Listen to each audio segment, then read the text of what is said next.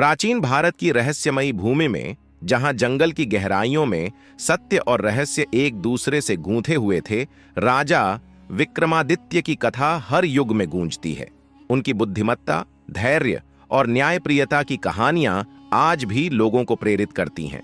पर उनकी सबसे रोमांचक कहानी थी बेताल के साथ उनकी यात्रा। एक ऐसी यात्रा जो न केवल उनकी बुद्धि की परीक्षा लेती थी, बल्कि उनके हृदय और आत्मा को भी परखती थी।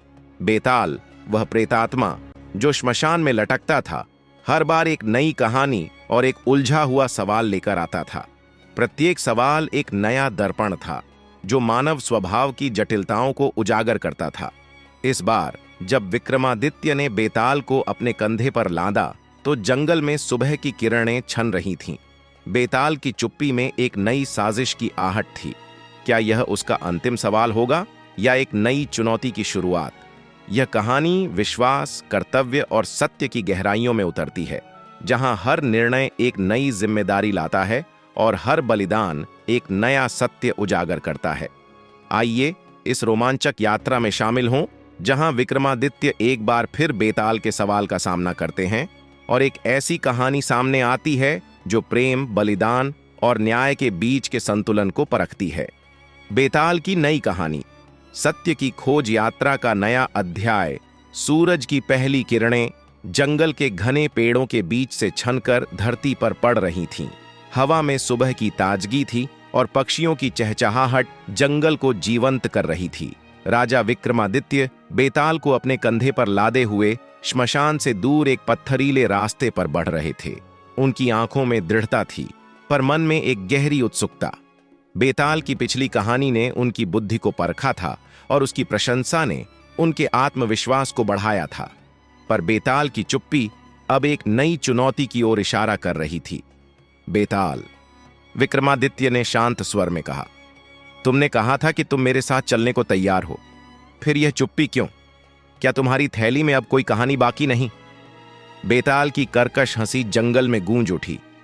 राजन, उसने कहा, तुम्हारी बुद्धि ने मुझे हर बार प्रभावित किया है, पर मेरी परीक्षा अभी खत्म नहीं हुई। मैंने तुम्हें एक रहस्य बताने का वादा किया था, पर उससे पहले मैं तुम्हारी बुद्धि को एक और बार परखना चाहता हूं। आज की कहानी विश्वास, कर्तव्य और सत्य की गहराइयों में उतरेगी। यदि तुम सही जवाब दे सके तो मैं तुम्हें वह रहस्य बताऊंगा जिसके लिए तुम मुझे उस साधु तक ले जा रहे हो। विक्रमादित्य ने मुस्कुराते हुए कहा, बेताल, तुम्हारी हर कहानी मेरे लिए एक नई सीख है। बता, आज की कहानी क्या है? बेताल की कहानी, अमर नगरी का संकट। बेताल ने अपनी रहस्यमयी आवाज में कहना शुरू किया। किसी समय की बात है, एक समृद्ध और शांतिपूर्ण राज्य में, जिसका नाम था अमर नगरी, एक राजा रहता था जिसका नाम था वीरेंद्र। वीरेंद्र अपनी प्रजा के लिए एक पिता की तरह थे। उनकी प्रजा उन्हें प्रेम करती थी क्योंकि वह न केवल न्यायप्रिय थे, बल्कि दयालु और उदार भी थे। अमर नगरी में सुख और समृद्धि थी और लोग कहते थे कि यह स्वर्ग का एक टुकड़ा है।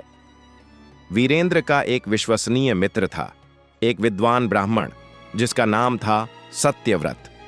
सत्यव्रत न केवल एक विद्वान था, बल्कि एक ज्योतिषी भी था जो भविष्य की भविष्यवाणियां करने में माहिर था। उसकी भविष्यवाणियां हमेशा सटीक होती थीं और वीरेंद्र उस पर अटूट विश्वास करते थे। एक दिन सत्यव्रत ने वीरेंद्र को गुप्त रूप से बुलाया और कहा, महाराज, मैंने तारों का अध्ययन किया है। एक भयंकर संकट अमर नगरी की ओर आ रहा है। 1 वर्ष के भीतर एक शक्तिशाली शत्रु राज्य पर आक्रमण करेगा और यदि हम तैयार न हुए तो अमर नगरी का अंत निश्चित है। पर एक उपाय है। यदि आप एक विशेष यज्ञ करें जिसमें एक शुद्ध हृदय वाले व्यक्ति का बलिदान दिया जाए तो यह संकट टल सकता है। वीरेंद्र स्तब्ध रह गए। वह अपनी प्रजा को अपने बच्चों की तरह मानते थे। किसी का बलिदान देना उनके लिए असहनीय था। फिर भी उन्होंने सत्यव्रत पर विश्वास किया और यज्ञ की तैयारियां शुरू कर दीं। पर सवाल यह था, कौन होगा वह शुद्ध हृदय वाला व्यक्ति? इसी बीच अमर नगरी में एक युवा योद्धा था जिसका नाम था कर्ण। कर्ण न केवल अपनी वीरता के लिए प्रसिद्ध था, बल्कि अपने दयालु स्वभाव के लिए भी। वह एक अनाथ था जिसे वीरेंद्र ने अपने बेटे की तरह पाला था। कर्ण की मंगनी एक सुंदर और बुद्धिमान कन्या अनन्या से हुई थी। अनन्या एक गरीब परिवार की बेटी थी, पर उसकी बुद्धि और साहस उसे अमर नगरी की सबसे प्रिय युवतियों में से एक बनाते थे। जब कर्ण को यज्ञ की बात पता चली, तो उसने स्वयं को बलिदान के लिए प्रस्तुत किया। उसने वीरेंद्र से कहा, पिताजी, आपने मुझे जीवन दिया, मुझे पाला, मुझे योद्धा बनाया।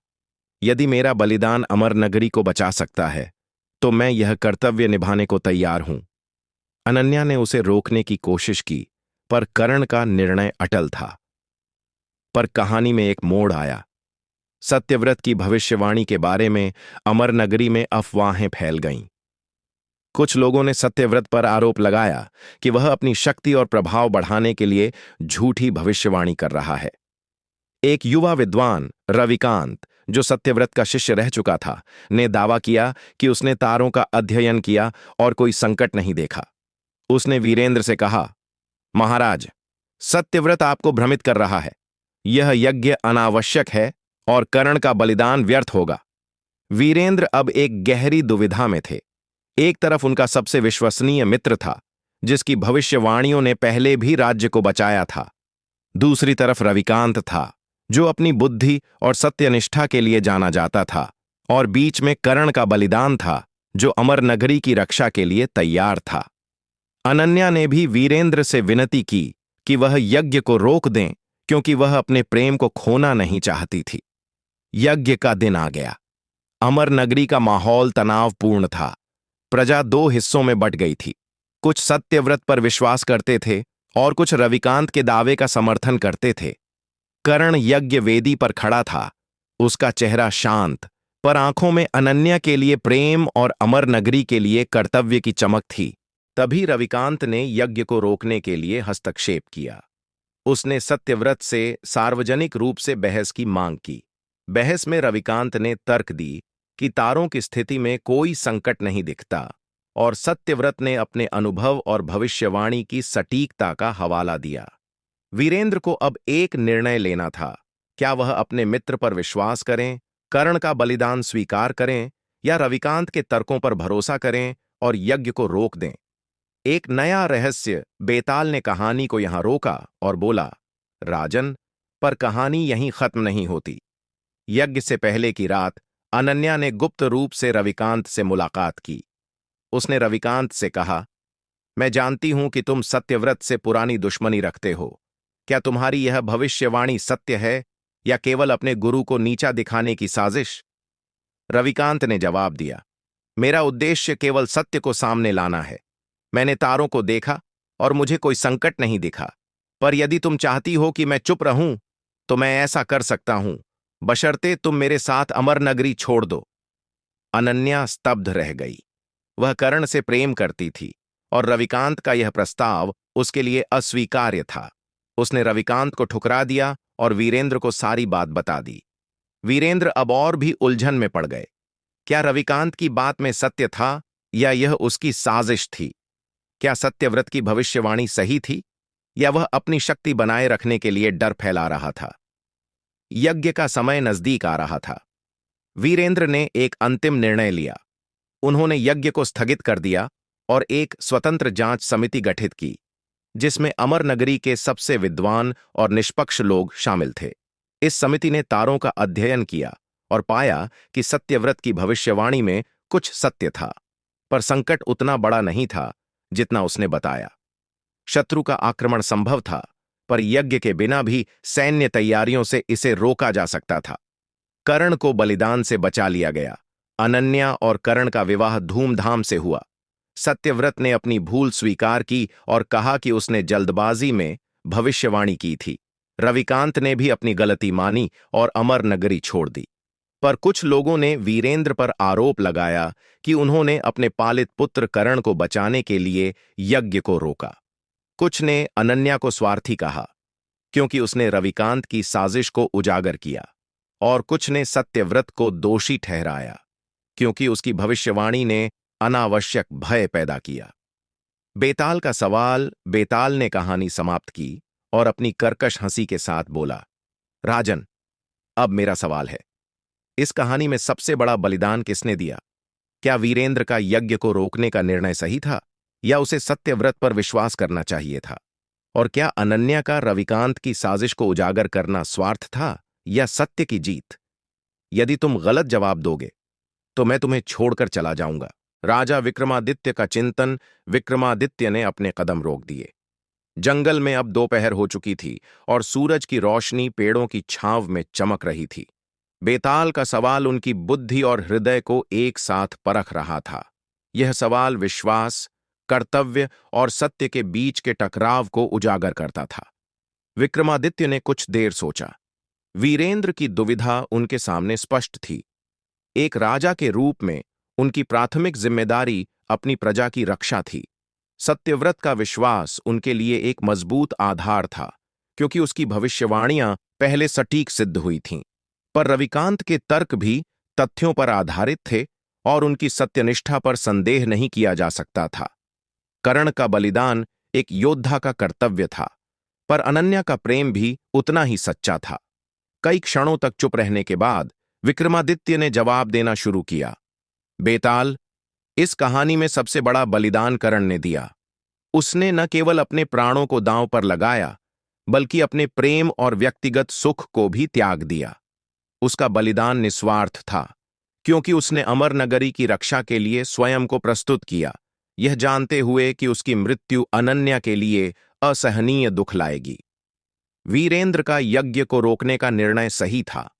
एक राजा का कर्तव्य है कि वह हर दृष्टिकोण को परखे। सत्यव्रत की भविष्यवाणी पर विश्वास करना स्वाभाविक था, पर रविकांत के तर्कों को नजरअंदाज करना जल्दबाजी होती। वीरेंद्र ने जांच समिति गठित करके सत्य को सामने लाने का प्रयास किया, जो एक निष्पक्ष और बुद्धिमान निर्णय था। यह निर्णय न केवल कर्ण को बचाने के लिए था, बल्कि पूरे राज्य के लिए भी लाभकारी था। अनन्या का रविकांत की साजिश को उजागर करना स्वार्थ नहीं, बल्कि सत्य की जीत थी। उसने अपने प्रेम के लिए नहीं, बल्कि अमर नगरी की भलाई के लिए सच को सामने लाया। यदि वह चुप रहती तो रविकांत की साजिश सफल हो सकती थी और सत्य दब जाता। अनन्या का साहस और ईमानदारी प्रशंसनीय है। इसलिए बेताल, मेरा जवाब है कि कर्ण का बलिदान सबसे बड़ा था। वीरेंद्र का निर्णय सही था, क्योंकि उसने सत्य को प्राथमिकता दी, और अनन्या का कदम सत्य की जीत थी, न कि स्वार्थ। बेताल का जवाब। बेताल ने एक लंबी गहरी हंसी हंसी। राजन, उसने कहा, तुम्हारी बुद्धि हर बार मुझे आश्चर्य में डाल देती है। तुमने न केवल कहानी के हर पात्र को समझा, बल्कि विश्वास, कर्तव्य और सत्य के बीच का संतुलन भी देख लिया। तुमने सही जवाब दिया है, पर मैं अभी भी वह रहस्य नहीं बताऊंगा जब तक तुम मुझे उस साधु तक नहीं ले जाते। यह कहकर बेताल फिर चुप हो गया। विक्रमादित्य ने मुस्कुराते हुए उसे कंधे पर मजबूती से पकड़ा और आगे बढ़ चले। जंगल में अब सूरज की रोशनी चमक रही थी और उनकी यात्रा एक नए मोड़ की ओर बढ़ रही थी। सत्य, विश्वास और कर्तव्य का संतुलन। यह कहानी राजा विक्रमादित्य की बुद्धिमत्ता और नैतिकता को और गहराई से उजागर करती है। बेताल का सवाल विश्वास, कर्तव्य और सत्य के बीच की जटिल गुत्थी को सामने लाता है। विक्रमादित्य का जवाब हमें सिखाता है कि सही निर्णय लेने के लिए न केवल तथ्यों का विश्लेषण, बल्कि भावनाओं और नैतिकता का भी ध्यान रखना पड़ता है। कर्ण का बलिदान, वीरेंद्र की दुविधा और अनन्या का साहस हमें यह सिखाते हैं कि सत्य की खोज ही जीवन का सबसे बड़ा उद्देश्य है। जंगल की गहराइयों में, जहां सूरज की किरणें पेड़ों की छांव को चीरकर धरती को रोशन कर रही थीं, राजा विक्रमादित्य की यात्रा एक नए पड़ाव पर पहुंची थी।